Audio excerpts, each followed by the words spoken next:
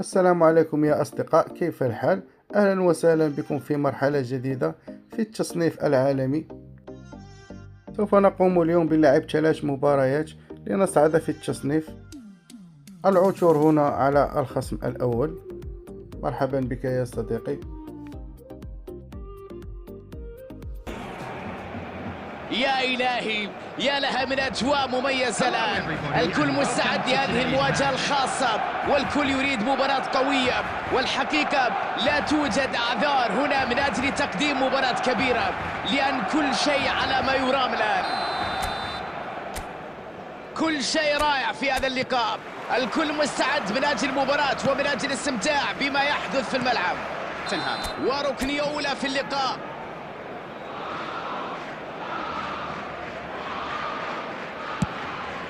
ضربة رأسية، الآن تعود الفرصة من جديد. يفعلونها، يسجلون في المرمى الآن. سيئة، لم تكن بالشكل المطلوب. جيوفاني إلبير، ميسي، لعبة رائعة الآن. الآن ممكن يسجل الهدف، والآن الفارق يتسع والأعصاب ترتاح والفوز يقترب. بالتخصص هذه هي طريقة الفريق، اسلوب يعتمد على المرتدات، وليست هذه المرة الأولى التي ينجحون فيها في أن يسجلوا وتنظيم مرتدات. ضربة من جيوفاني ألبير، هجوم لا يتوقف. هذه اللحظات ينجح في تسجيل هدفين بشكل سريع. هل تمر فرصة الآن؟ يا عيني على كورة في المرمى، يا عيني على جمال الهدف وروعته. أي إبداع هذا! تمكنا من تسجيل 4 أهداف والخصم قام بالانسحاب. فزنا في المباراة، أصبح لدينا 1829 هنا، وتقدمنا في التصنيف الحمد لله، أصبحنا 75,000. الفوز دائما ما يكون من قلة الأخطاء. إذا أردت أن تفوز حاول أن لا تخطئ كثيرا. هنا أدخل شوب بيدري لأن كانت لديه بطاقة حمراء، الآن أصبح مسموح له باللعب. العثور هنا على خصم جديد، ودائما ما نلعب مع المصنفين. يا إلهي، يا لها من أجواء مميزة الآن. الكل مستعد لهذه المواجهة الخاصة، والكل يريد مباراة قوية، والحقيقة لا توجد أعذار هنا من أجل تقديم مباراة كبيرة، لأن كل شيء على ما يرام الآن. محاولة جيدة هنا للخصم، كاد أن يسجل هدف لكن العارضة أبت أن تدخل الكرة المرمى. يحاول اختراق الدفاع، الآن ممكن يسجل. ضربهم، كواهم، أحرق مرماهم. يا إلهي، كرة في المرمى، ضربة أولى رائعة في هذه المباراة. هذه هي قيمة النجوم الكبار في الفريق. يفتتح التسجيل قبل نهاية الشوط الأول في توقيت ولا أفضل من عمر المباراة. ربما المدرب لو اختار سيناريو للمباراة أكيد راح يختارها. مع استئناف اللعب ينتهي الشوط. تمكنت من التسجيل هدف في الدقائق الأخيرة من الشوط الأول، وأصبحنا متقدمين في النتيجة. ثم ندخل الشوط الثاني بتركيز عالي. منح الفريق أفضلية كبيرة في الشوط الثاني. توتنهام يتقدم في النتيجة 1-0 في الشوط الأول. انطلقت أحداث الشوط الثاني. توتنهام يتقدم بفارق هدف واحد. خطيرة هنا، والكرة في المرمى، جول. مرور جميل على المهارة العالية. إبراهيم دياز، ميسي، كفاراتسخيليا. التسجيل هنا بكفاراتسخيليا في الوقت بدل الضائع. سجلت هدف في وقت بدل الضائع في الشوط الأول، وهدف في وقت بدل الضائع في الشوط الثاني، لتكون رصاصة رحمة من كفاراتسخيليا. معلومة يا أصدقائي على السريع، كفاراتسخيليا عندما كان يلعب في نابولي لقبوه بمارادونا لأنهم يشبهونه بمارادونا، وفي باريس سان جيرمان الآن لقبه هو كفارادونا. هذا اللاعب بصراحة لديه إمكانيات جد جد جد جد جد ممتازة. في باريس الآن هو واحد من نجوم فريق باريس سان جيرمان، لديه تمريرات خيالية، أهداف جد جميلة، مراوغات رائعة. نعود للإحصائيات. فزنا 3-0، تقدمنا في التصنيف، أصبحنا في المرتبة 48,000. نحن نتقدم.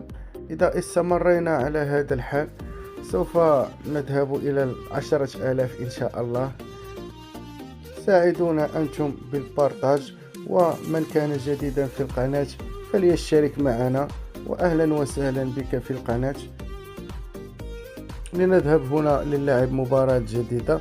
أصدقائي، إذا كان لديكم أي استفسار أو أي أسئلة أخبروني في التعليقات. كرة القدم بشكل عام لعبة من أجل الترفيه والمتعة، لكن في ظل هذه الأجواء اللي نشوفها فالأمر يتجاوز كل هذا في الملعب الآن، مع الكثير من الحماس والضجة اللي نشوفها في هذه الأجواء.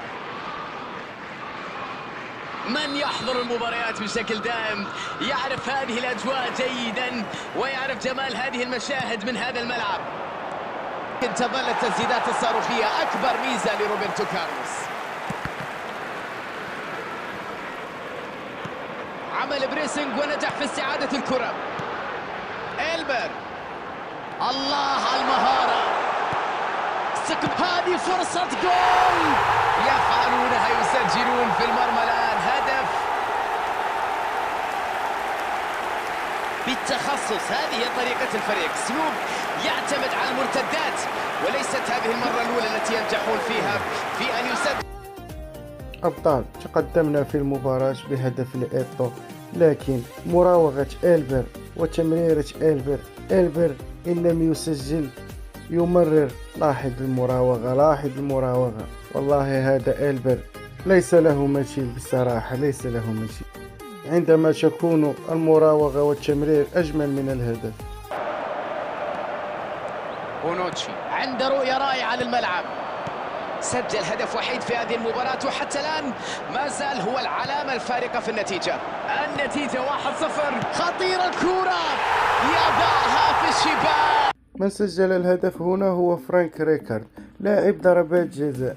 لكي تعلم صديقي العزيز، ليس مهم أن يكون لديك لاعب إيبك، المهم هو أن يكون لديك منظومة، لديك طريقة لعب تعرف كيف تلعب بها.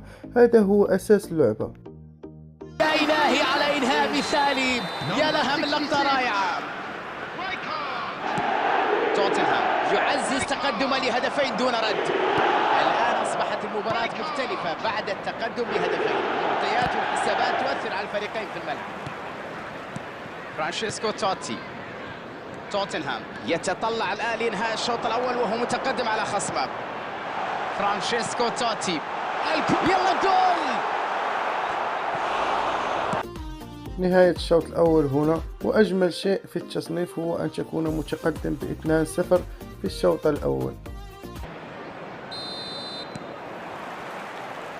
والآن مع الشوط الثاني، لاحظ معي ردود أفعاله، لاحظ معي تحركاته، تألقه، ثباته، شخصيته في هذا اللقاء. إلبر، سيطرة مطلقة وهجوم متواصل. هذا اللاعب أسطورة بما تحمله الكلمة من معنى. يسجل بالرأس، بالقدم اليسرى، اليمنى، يمرر، يراوغ، يفعل كل شيء في الملعب. الخصم هنا يسجل هدف ويقلص الفارق لتصبح النتيجة 3-1. دخلت هنا لأقوم بالتغييرات، والتغييرات الصحيحة. ماذا أقول لكم دائما؟ تغيير يعطيك الفوز، وتغيير يعطيك الخسارة.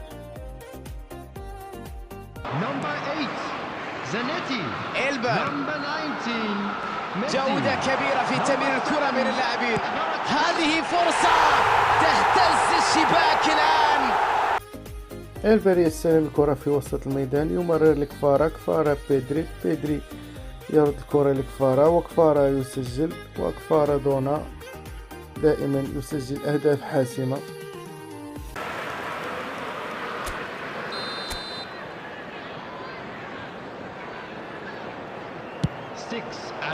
بدون مجازفة يبعد الكرة. إلبر، إبراهيم دياز، وصلت سليمة وحالة انفراد خطيرة هنا. الله على الكرة. قمت بإعادة الهدف لأريكم كيف جاء الهدف.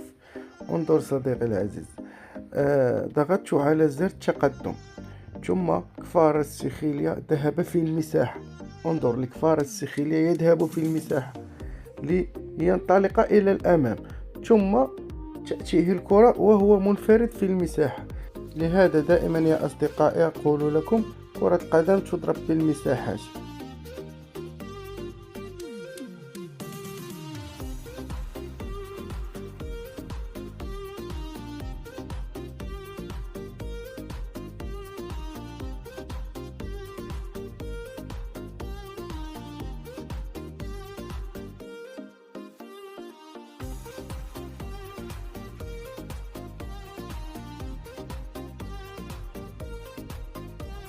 جميل ومشاعر طاغية يا لجنون كرة القدم. سيطرة وهيمنة ومهارة وأهداف بالجملة تسجل في هذه المباراة. وهكذا نصل وإياكم إلى نهاية المباراة. توتنهام سيطر بشكل كامل على هذه المباراة، عرف كيف يسير الأمور بالشكل اللي يريده في الملعب، والغريب أنه لم يكن هنالك أي مقاومة تقريبا في الملعب. إلبير رجل المباراة اليوم عن جدارة واستحقاق. برافو يا معلم، تستحق كرة المباراة. فزنا في المباراة الثالثة تواليا، فزنا 5-1 وتقدمنا في التصنيف، وأصبح تصنيفنا والحمد لله 33. سوف نتقدم إن شاء الله. إذا أردتم أن نعمل جزء ثالث اكتبوا لنا في التعليقات، وسوف نعمل جزء ثالث إن شاء الله.